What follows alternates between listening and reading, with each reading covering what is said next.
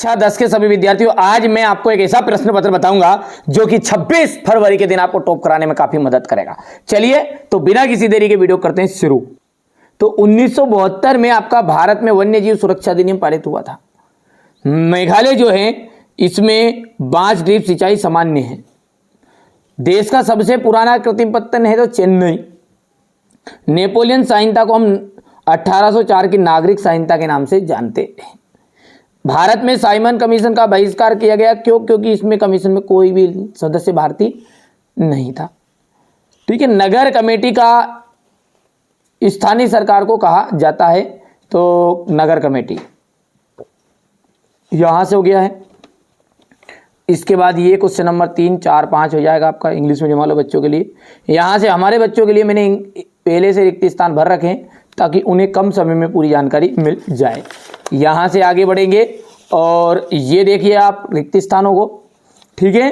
प्रथम विश्व युद्ध कहा जाएगा 1914 से 1918। सूती कपड़ा मिल कहा जाएगा रिचर्ड आर्कराइड। बेल्जियम की जो भाषा है वो फर्स्ट डच एवं फ्रेंच आ जाएगी।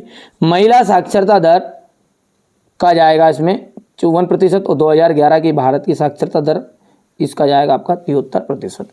यहाँ से अपन देख सकते हैं, इतना कंप्लीट कर लेना है आपको। सीमांत सड़क संगठन कब बनाया गया था? 1960 में। कब बनाया गया था ये? 1960 में।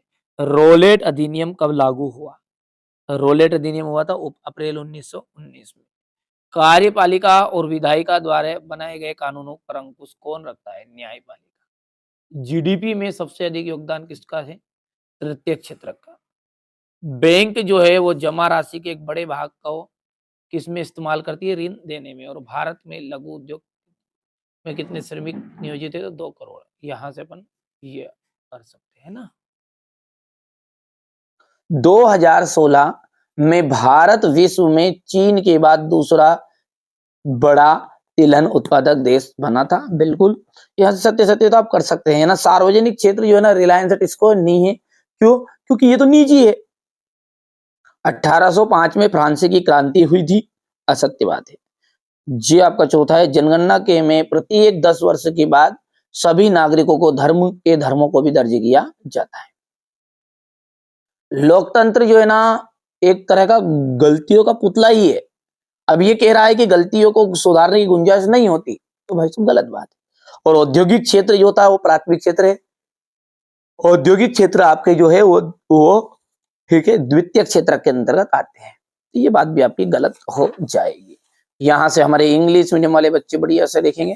ये जहां पर क्वेश्चन नंबर 6 देख लीजिए, भारत में पाई जाने वाली मिट्टियों के नाम। अब इसके बाद में इसका सॉल्यूशन देखेंगे। पहले हमने ना पहले पेपर का स्क्रीनशॉट मैं आपको दे दूं ताकि आपको पता चले कि कौन कौन से क्वेश्चन हैं जो 100% आने वाले हैं। यहां से देख सकते हैं ना। क्वेश्चन नंबर 10 है ये। क्वेश्चन 11 है, 12, 13, 14,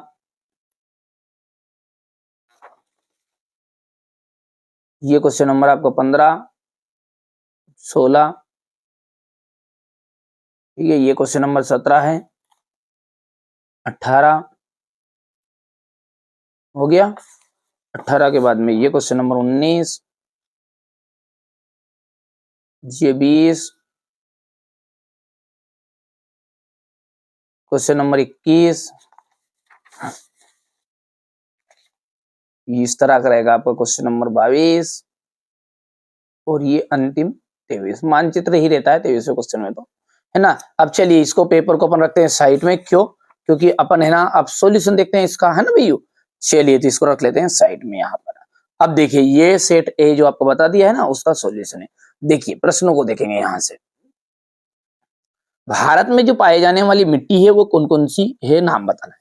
देखिए जलोढ़ मिट्टी है, काली मिट्टी है जिसे अपन रेगर मिट्टी के भी नाम से भी जानते हैं, कपास युक्त मृदा मिट्टी भी कहते हैं, है ना। और लाल मिट्टी, लेटेराइट, पर्वतीय और मरुस्थलीय मिट्टी। इतना करना है, हो गया।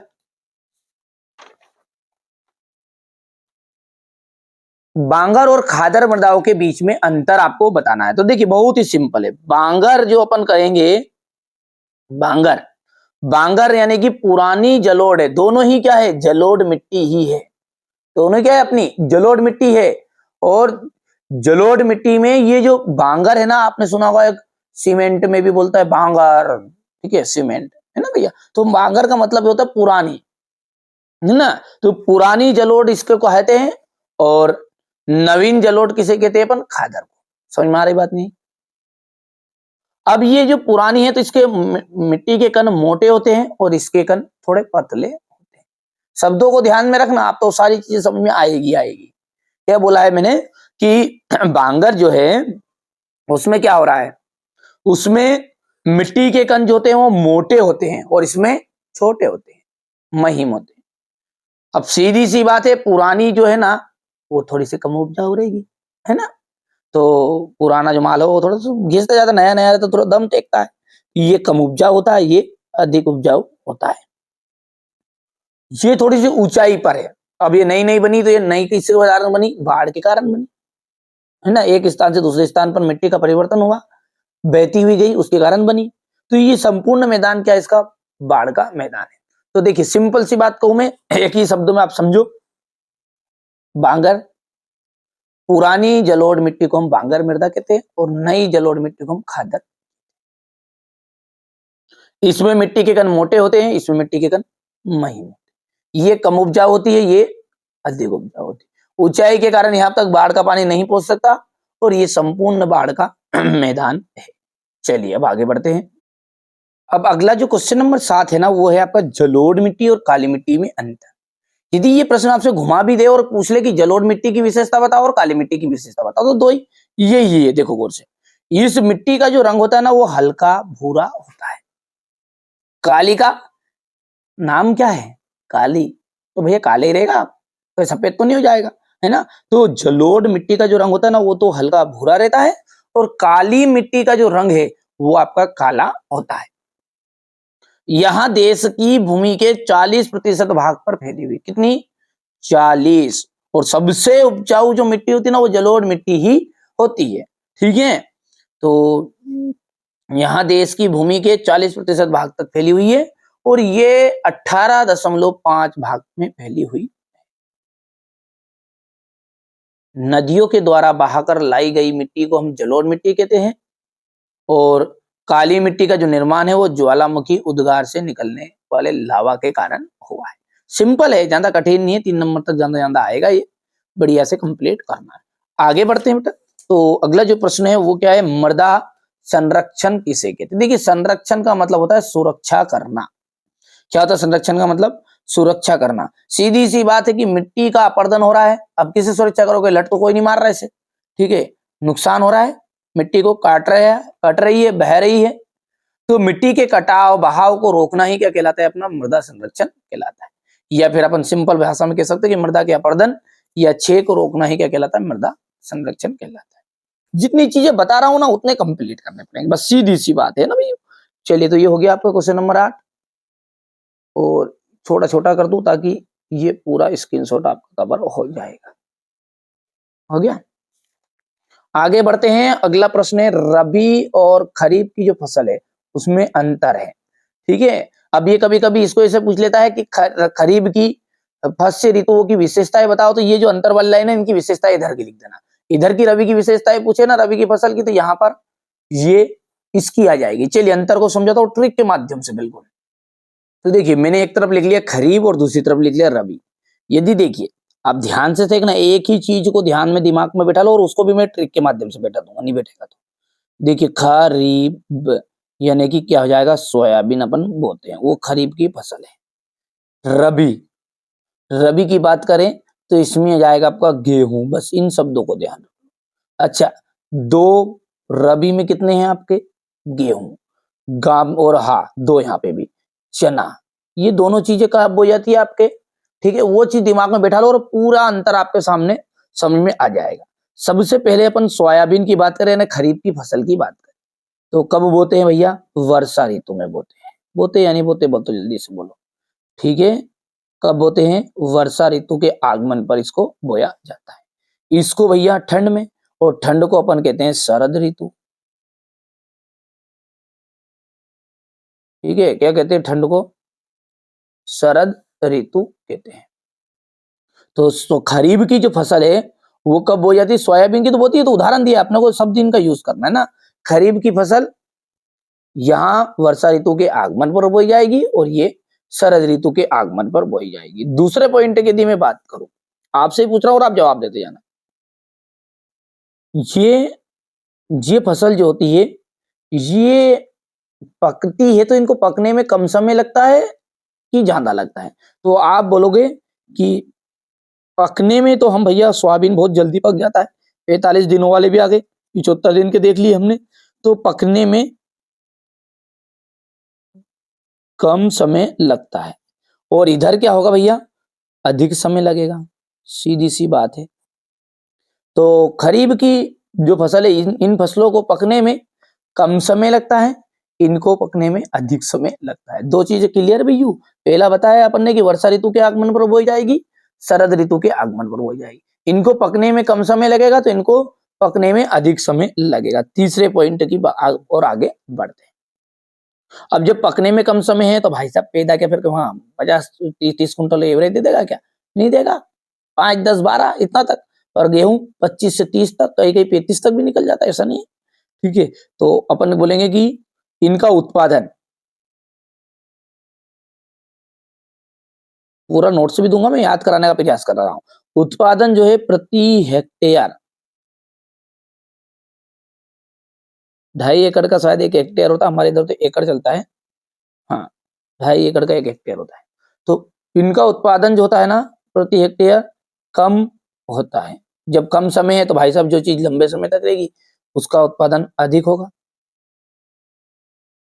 बोलो कि इन फसलों का उत्पादन प्रति हेक्टेयर कम होता है और इन फसलों का उत्पादन प्रति हेक्टेयर अधिक होता है। चौथे बिंदु की ओर आगे बढ़ते हैं। तो ये जो खरीफ की जो फसल है ना आपकी, कब काटी जाती है? तो बोई तो दिया आपने वर्षा में, काटोगे कब? सितंबर से अक्टूबर में।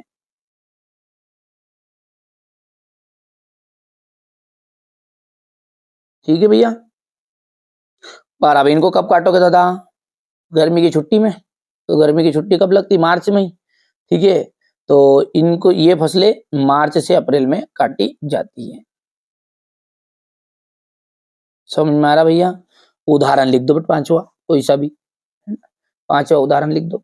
कौन सा पांचवा लिखोगे? कि उदाहरण के लिए अपन सोयाबीन लिख ही दिया मैंने वहां पे, धान लिख दो, सोयाबीन लिख दो, और इधर आपका लिख दो गेहूं, चना। समझ में आया क्या बोला है मैंने आपको? सबसे पहली चीज है मैंने यही बताई आपको कि खरीफ की जो फसल है ना वो आपकी वर्षा ऋतु के आगमन पर बोई जाती है। रबी की फसल है ना शरद ऋतु के आगमन पर बोई जाएगी। इन फसलों को पकने में कम समय लगता है, इन फसलों को पकने में अधिक समय लगता है। इन फसलों का जो उत्पादन है कम है तो उत्पादन भी कम होगा, और जब अधिक समय है तो उत्पादन भी अधिक होगा प्रति हेक्टेयर के हिसाब से। ये फसलें सितंबर से अक्टूबर के बीच में काट ली जाती है और ये मार्च से अप्रैल में काटी जाती है। इनकी प्रमुख फसल कौन कौन सी है? यहाँ पे फसल लिख या खरीफ फसल, उदाहरण लिख देना सीधी सी बात। यहाँ पर बच्चों ने गलत लिख दिया, आप उदाहरण करके लिख दो।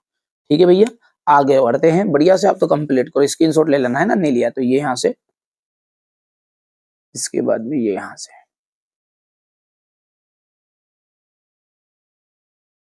ठीक है, आगे बढ़ते हैं। अब अगला क्या है? विनिर्माण उद्योग क्या है?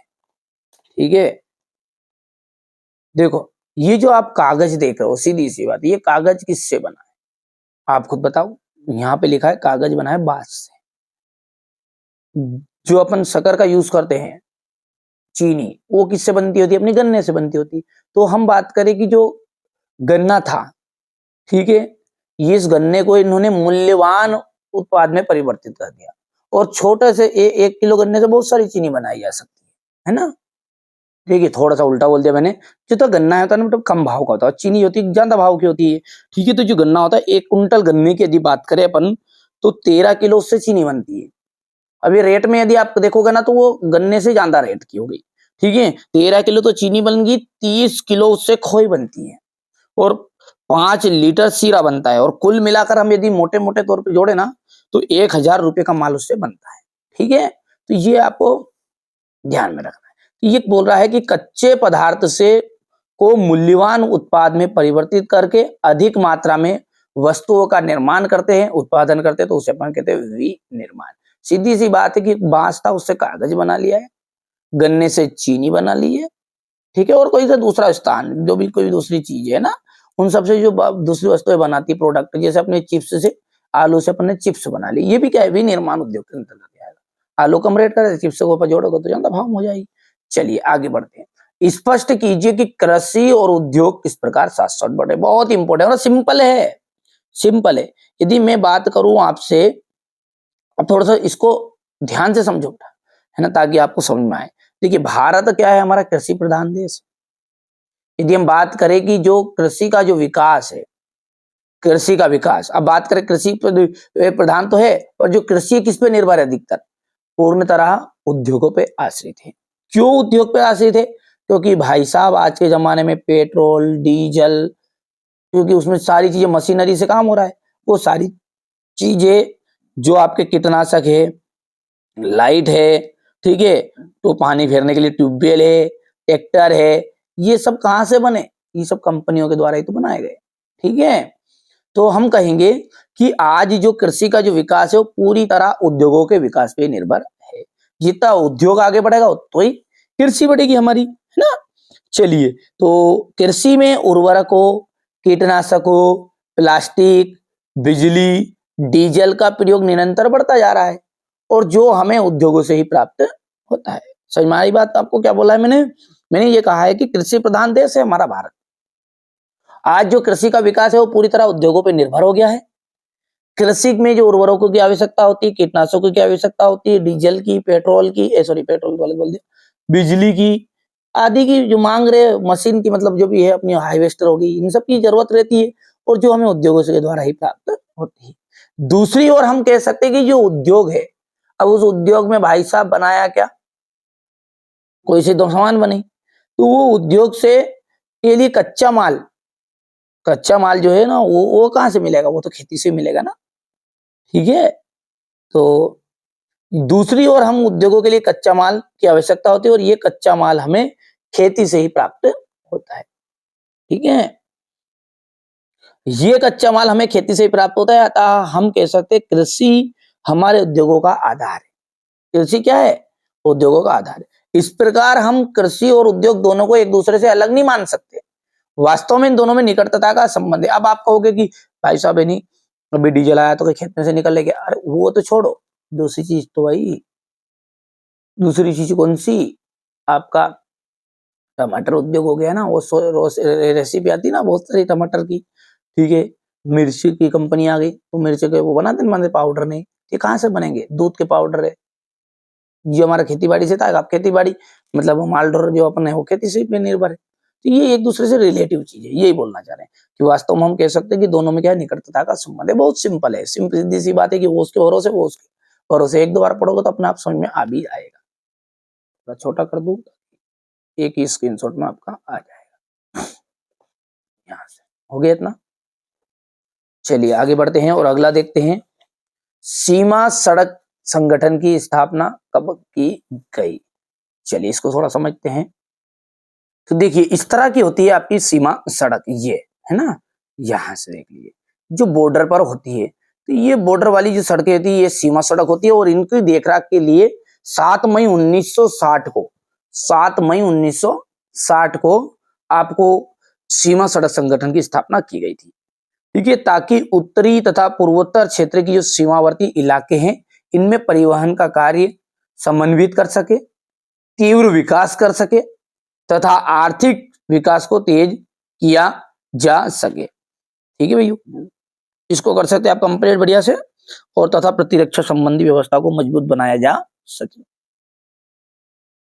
तो आप बोल सकते हैं सीधी सी बात है कि सीमा सड़क की स्थापना वर्ष 1960 में की गई थी। यदि कोई तारीख भी पूछ ले तो 7 मई 1960 थी, ताकि उत्तरी तथा पूर्वोत्तर क्षेत्र के सीमावर्ती इलाकों में परिवहन का कार्य समन्वित कर सके, तीव्र विकास कर सके, इस तरीके से लिख देना वाले पॉइंट में भी कि किया जा सके, ठीक है, आर्थिक विकास को तेज किया जा सके और प्रतिरक्षा संबंधी व्यवस्था को मजबूत बनाया जा सके।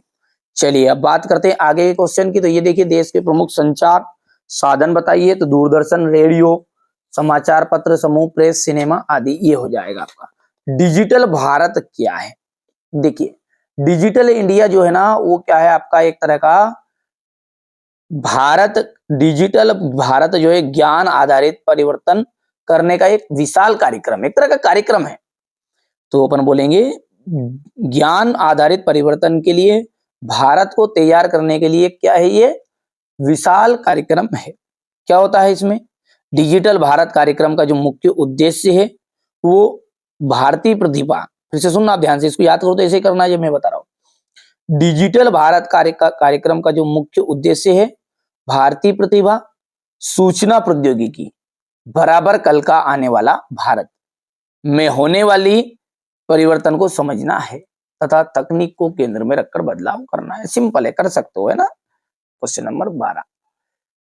तो ब्रिटिश सरकार ने क्या किया था, बड़े जो भूस्वामी थे, बड़े बड़े खेती बाड़ी के काश्तकार थे, उनके दबाव के कारण मक्का के आयात पर एक रोक लगा दी थी।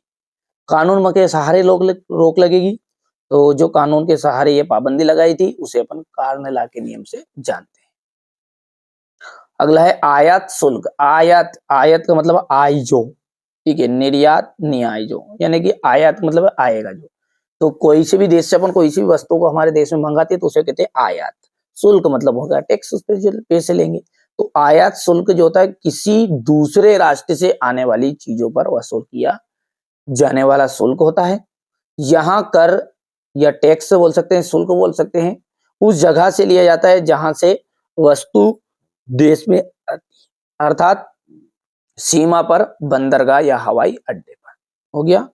अगला है इसके में स्पिनिंग जेनी मशीनों पर हमले क्यों किए? ब्रिटेन की महिलाओं ने स्पिनिंग जेनी मशीन पर हमले क्यों किए? तो देखिए जेम्स हरग्रीव्स द्वारा 1764 में बनाई गई इस मशीन ने कताई की प्रक्रिया को तेज कर दी थी, श्रमिकों की मांग घटा दी थी, क्योंकि एक ही पहिया घुमाने वाला मजदूर बहुत सारी तकलियों को घुमा देता था। मतलब कई धागे बन जाते थे ये, ठीक है, बहुत सारे मजदूरों का काम एक ही मशीन कर रही थी। अब ये कारण क्या हुआ फिर कि बेरोजगारी की आशंका के कारण नए मजदूर जो थे नई प्रौद्योगिकी से चिढ़ते थे।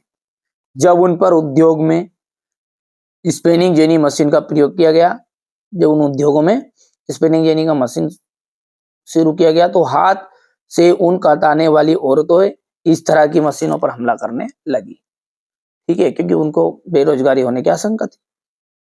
जेनी के इस्तेमाल का यहाँ टकराव लंबे समय तक चलता रहा। तो ये आप यहाँ से स्क्रीनशॉट ले लेना। सेठ हुकुमचंद कौन थे? देखिए सेठ हुकुमचंद कौन थे? तो 1917 में कोलकाता में देश की पहली जूट मिल लगाने वाले मारवाड़ी व्यवसायी थे, एक तरह के मारवाड़ी व्यवसायी थे जिन्होंने चीन के साथ व्यापार किया था। अगला क्वेश्चन है आपका वेलम और प्लाटेन से क्या आशय है?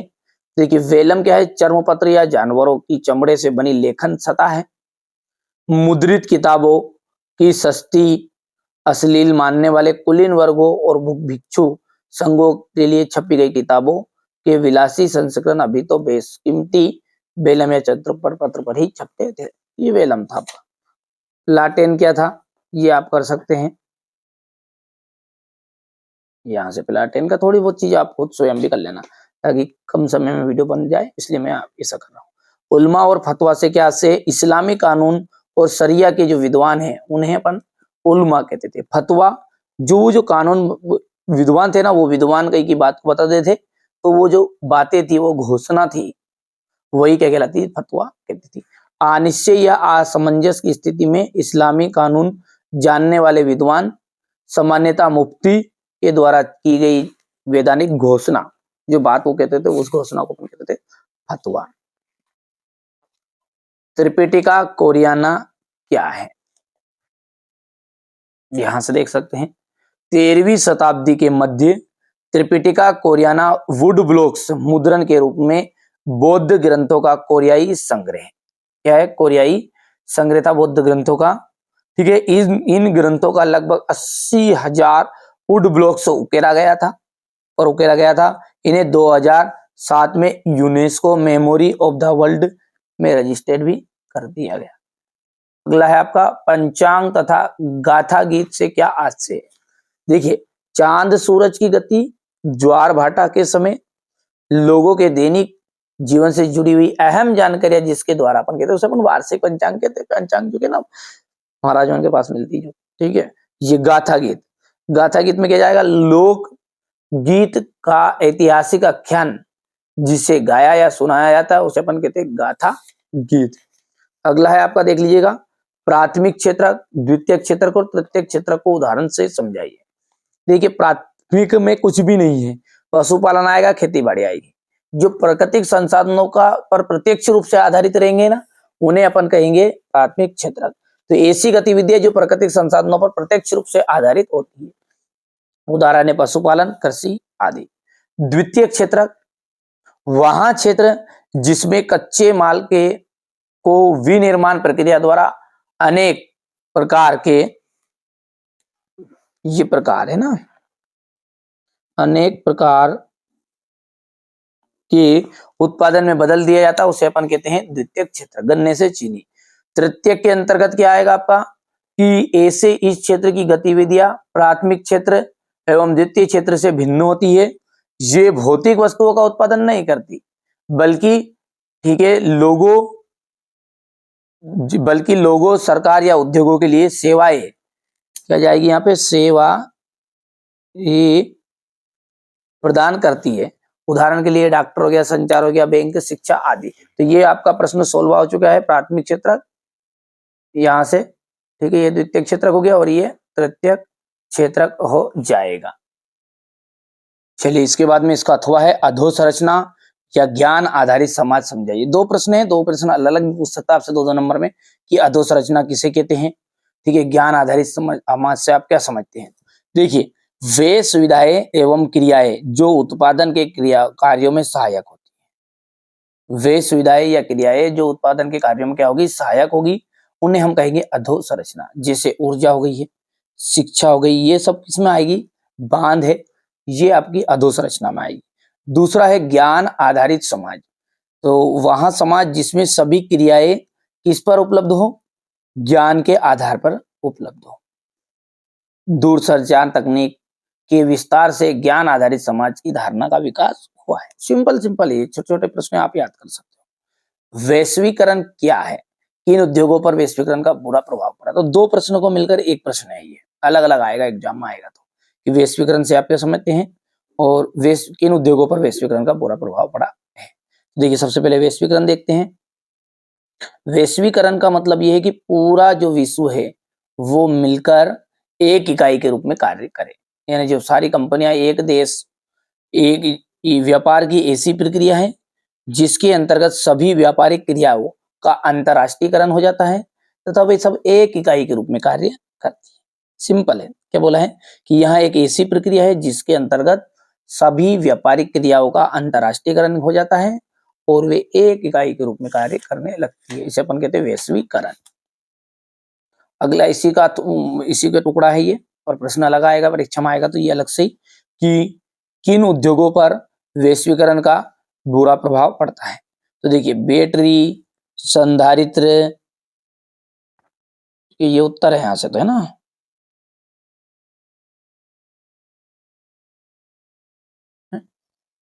प्रश्न क्या है, वो प्रश्न उधर हो गया कि बैटरी, ये यहाँ से भी लिखना आप इतना भी पूरा। बैटरी, संधारित्र, खिलौने, टायरों, डेयरी उत्पाद एवं खाद्य तेल के उद्योग ऐसे उदाहरण हैं जहां प्रतिस्पर्धा के कारण छोटे विनिर्माण पर कड़ी मार पड़ी है। कई इकाइयां तो बंद हो गई है और जिसके चलते अनेक श्रमिक बेरोजगार हो गए हैं। ये आपका श्रमिक मजदूर क्या हो गए हैं, बेरोजगार हो गए हैं। अगला है विदेशी व्यापार क्या है। इसमें भी दो प्रश्न मिलके हैं कि विदेशी व्यापार क्या है, वर्ष 1991 के पूर्व भारत के विदेशी व्यापार की नीति क्या थी। देखिए, विदेशी व्यापार से आशय है दो या दो से अधिक राष्ट्र, पृथक पृथक सत्ताधारी, उनके बीच में वस्तुओं और सेवाओं का विनिमय से है। यदि एक देश क्रेता है तो दूसरा देश क्या बनेगा, विक्रेता, ठीक है।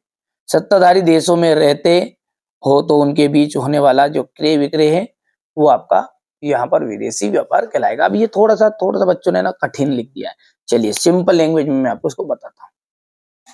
तो देखिए यहां से लिखना है आपको सिंपल परिभाषा, ये विदेशी व्यापार किसे कहते हैं। देखिए जब दो या दो से अधिक देशों के बीच व्यापार होता है तो इसे ही हम कहते हैं विदेशी व्यापार। उदाहरण के लिए भारत और अमेरिका के बीच में होने वाला आयात और निर्यात को ही हम विदेशी व्यापार कहा जाएगा। इतना सा सिंपल सा लिखना है ना, ये आपका गलत सलत इतना सब लंबा चौड़ा नहीं लिखना है। ठीक है, ये इतना सा लिख लोगे यहाँ से इसका आंसर।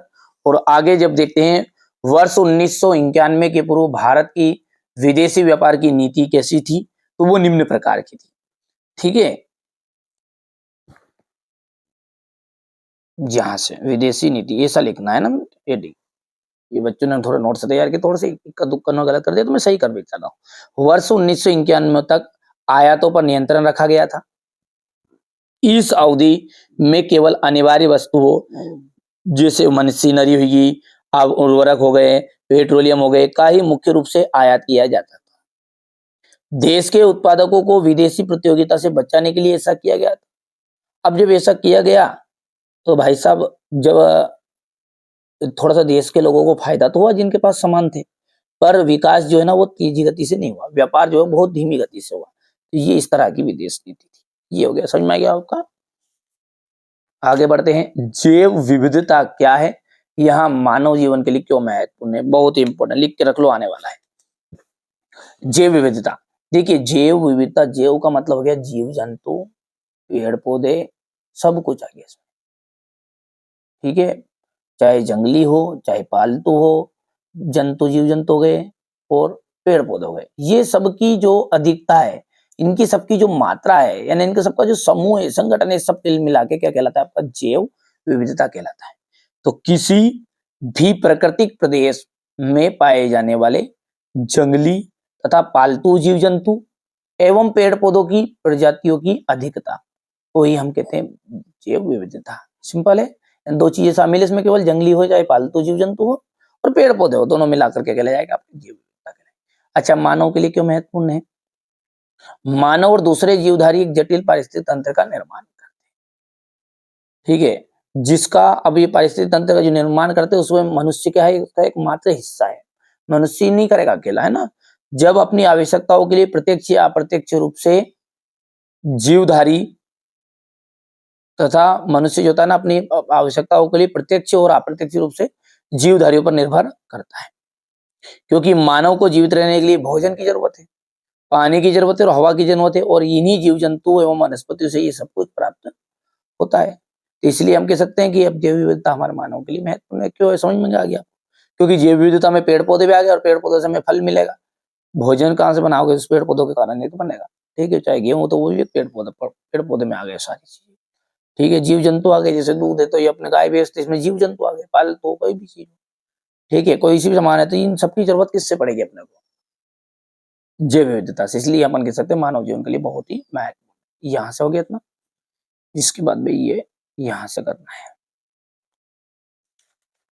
क्वेश्चन नंबर जो 19 है, भारत में वनों को कितने वर्गों में बांटा गया है, या फिर आपसे ये प्रश्न अलग अलग भी पूछ सकता है, आरक्षित वन, रक्षित वन और अवर्गीकृत वन किसे कहते हैं। तो भारत में वनों को निम्न वर्गों में बांटा गया है। आरक्षित वन, देश के आधे से ज्यादा वन को आरक्षित वन घोषित किए गए। यहाँ वन और वन्य प्राणियों के संरक्षण के मूल्यवान की बात कही जाए तो इन्हें बहुत अधिक मूल्यवान माना गया है। रक्षित वन, ये भी आप पढ़ सकते हैं कि वन विभाग के अनुसार देश के कुल वन क्षेत्र का 1/3 भाग रक्षित वन के अंतर्गत गया है। इन वनों को और अधिक नष्ट होने से बचाने के लिए इनकी सुरक्षा की जाती है। अवर्गीकृत जो बंजर भूमि है, वन हो गए और बंजर भूमि हो गई, व्यक्ति या समुदाय के स्वामित्व में जो है वो सारे अवर्गीकृत वन के अंतर्गत आ गए। सिंपल है, कर सकते हैं, ज्यादा समय नहीं लगेगा, इसलिए मैं थोड़ा जल्दी जल्दी बता दिया। अब बात करते हैं क्वेश्चन नंबर 19 की। इसमें आपका एकात्मक शासन का अर्थ बताइए, स्पष्ट कीजिए तथा दोष बताने। एकात्मक शासन क्या है, एकात्मक शासन वहां शासन है जिसके अंतर्गत संविधान के द्वारा शासन की जो समस्त शक्ति है वो केंद्रीय सरकार में निहित कर दी जाती है। किसमें, केंद्र सरकार में, यानी केवल एक ही प्रकार का शासन चलेगा, केंद्र सरकार की चलेगी, कोई राज्य सरकार की नहीं चलेगी। ये भारत में नहीं है, भारत में संघात्मक शासन है, ये संघीय शासन बोल सकते हैं। उसमें राज्य सरकार अलग, मुख्यमंत्री अलग फैसले लेगा और केंद्र सरकार अलग फैसले लेगा। अभी वहां पर क्या होता है, एकात्मक शासन चीन में है जैसे, तो ये वहां पर केवल एक ही व्यक्ति की चलेगी, शासन के टुकड़े तो बटे हैं पर चलेगी किसकी, एक व्यक्ति की। समझ में आगे बात नहीं, जो केंद्र सरकार रहेगी। एकात्मक शासन का वहां शासन होता है जिसके अंतर्गत संविधान तथा शासन की जो समस्त शक्ति वो केंद्रीय सरकार को निहित की दी जाती है और स्थानीय सरकारों के अस्तित्व एवं शक्तियां केंद्रीय सरकार की इच्छा पर निर्भर करती है। अब बात करें कि ये शासन में ये दोष है, तो भाई सीधी सी बात है, दोष होंगे थी, सभी को एकता के तन में थोड़ी रख सकते हैं ना। तो एकात्मक शासन संपूर्ण शक्ति केंद्रीय शासन में निहित होती है, अतः स्वाभाविक रूप से यह भय रहता है कि केंद्रीय शासन सभी क्षेत्रों में अपनी मनमानी करने नहीं लग जाए। प्रांतीय शासन की सफलता नागरिकों की राजनीतिक चेतना पर निर्भर करती है, किंतु यह राजनीतिक चेतना एकात्मक शासन में ठीक प्रकार नहीं होती। तीसरा दोष यह है कि एकात्मक शासन में जनता को शासन के सभी स्तरों पर सक्रिय रूप से भाग लेने का अवसर नहीं मिलता, इसलिए शासन शक्ति सरकारी कर्मचारी के हाथ से निकल केंद्रीय हो जाती है और नौकरशाही शासन स्थापित हो जाता है। ये छूट सकती है या अवसर नहीं मिलता है, यहां तक भी कर सकते हैं हम, ठीक है, एक समान अवसर नहीं मिलता। तीसरा है जहां छोटे राज्य हो वहां एकात्मक शासन थोड़ा बहुत भले ही सफल हो जाए, लेकिन बड़े क्षेत्र जैसे भारत हो गया, क्षेत्रफल की दृष्टि से, जनसंख्या की दृष्टि से ऐसे राज्यों, ऐसे देशों में भाषा नस्ल अलग अलग रहती है, तो यहाँ पर एकात्मक शासन काम नहीं करता। इसलिए इस प्रकार की विविधता वाले विशाल राज्यों में संगठनात्मक शासन पद्धति उपयुक्त मानी जाती है। अब ये यदि प्रश्न यही प्रश्न है, इसको घुमा के पूछ ले कि संगठनात्मक शासन क्यों महत्वपूर्ण है, तो ये इतनी चीजें लिखना आप। यदि ऐसा पूछ ले कि एकात्मक शासन से संगठनात्मक पद्धति उपयुक्त है क्यों, संगठनात्मक शासन पद्धति उपयुक्त मानी जाती है क्यों, तो भी ये चीजें लिखनी। इतने से तीसरा पॉइंट है कि छोटे राज्यों में एकात्मक शासन भले ही सफल हो जाए, लेकिन बड़े क्षेत्रफल में, जनसंख्या की दृष्टि जिनका क्षेत्रफल अधिक है, जैसे बड़े राज्यों में, बड़े देशों में एकात्मक शासन नहीं चलाया जा सकता। ठीक है, संस्कृति की विविधता हो जाए, जिसमें जहां पर भाषा नस्ल और धर्म की संस्कृति हो, वहां पर शासन नहीं कर सकते एकात्मक शासन के द्वारा। ठीक है, इस प्रकार की विविधता वाले देश राज्यों में हम संगठनात्मक शासन की पद्धति उपयुक्त मानते हैं। ठीक है भैया, चलिए ये तो हो गया अपना, ले लिया स्क्रीनशॉट इनका भी। क्वेश्चन नंबर जो 19 है वो क्या है, संघीय शासन व्यवस्था क्या है, संघीय व्यवस्था की महत्वपूर्ण विशेषताएं बताइए। तो जिन राज्यों में संविधान के द्वारा ही केंद्रीय और सरकार और प्रांतीय सरकारों के बीच शक्ति विभाजन कर दिया जाता है, ऐसा प्रबंध कर दिया जाता है कि इन दोनों पक्षों में कोई एक अकेला इस शक्ति का में परिवर्तन नहीं कर सके, सॉरी इस शक्ति में परिवर्तन कर सकेगा, उसे हम कहते हैं संघीय शासन। तो ये विशेषताएं हो गई यहाँ से संघीय शासन की। ठीक है, और इसके अलावा भी आपको 4 विशेषताएं करनी है, यहाँ पे 2 ही विशेषताएं लिख दी है ना, कितनी करोगे, 4 विशेषताएं करना है। चलिए वो अगले वीडियो में आपको बता भी दूंगा। यहाँ से आप एटीएम का अर्थ बता देख सकते हैं।